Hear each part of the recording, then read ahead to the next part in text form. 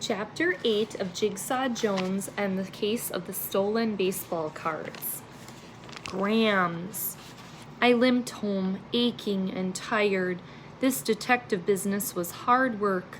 My big, clumsy, ever-loving dog jumped up and licked my face. Rags, no! Stop it! Yuck! 1 minute I was a pretzel. The next I was a human popsicle. Oh, brother, I could start my own restaurant. My mom called to me from the kitchen. Dinner should be ready soon. Theodore, she said, why don't you get cracking on that school project of yours? That's my mom for you. Somehow, she always knows about my homework, even when I forget all about it. I went into my room and pulled out the banner that Miss Gleason gave us.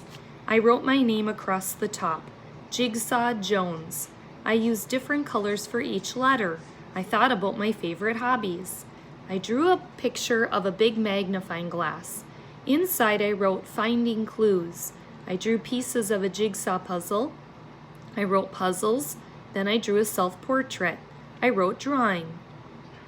There was a knock on my door. Dinner time, Shorty. That was my sister Hillary. She was 13. I didn't exactly love being called Shorty, but I guess it beats Peanut.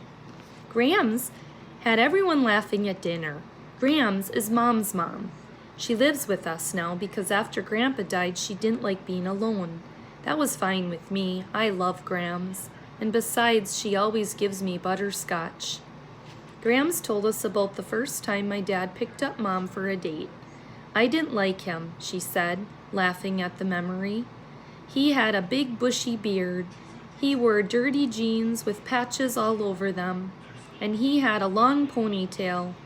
Hillary laughed so hard, she squirted milk through her nose. That made us laugh even more. Hey, my dad said. It was the 70s. Everybody dressed like that. I know, dear, Graham said, patting his hand. You can't judge a man by his clothes. But I'm glad you don't dress like a hippie anymore. After dinner, I asked Mom if she knew anything about baseball cards. Don't ask me, she said. Grams is the baseball expert in this house. Grams, I said. My mom just smiled. Go ask her, she said. Well, people will surprise you. Just because you see the outside of someone, it doesn't tell what's on the inside. I guess Grams learned about my dad, and I was learning it about her. Grams brought me into her room. She pulled out an old tin from her night table.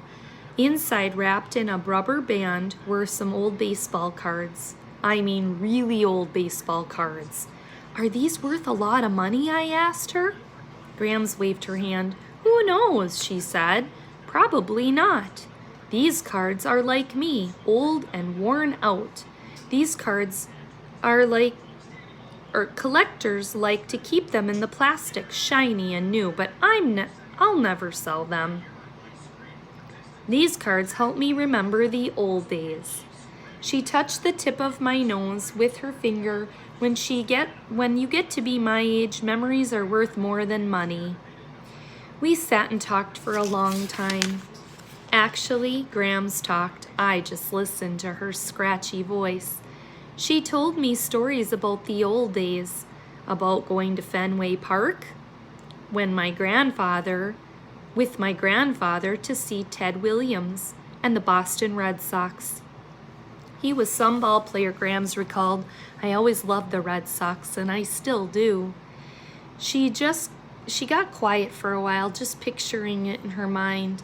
The green grass, the noisy crowd, and my grandfather in his wide straw hat. Then she whispered almost to herself, those were happy, happy times.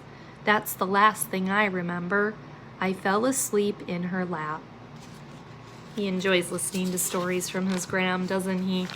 You probably enjoy listening to stories from your grandparents too. All right, we'll see you next time for Chapter 9.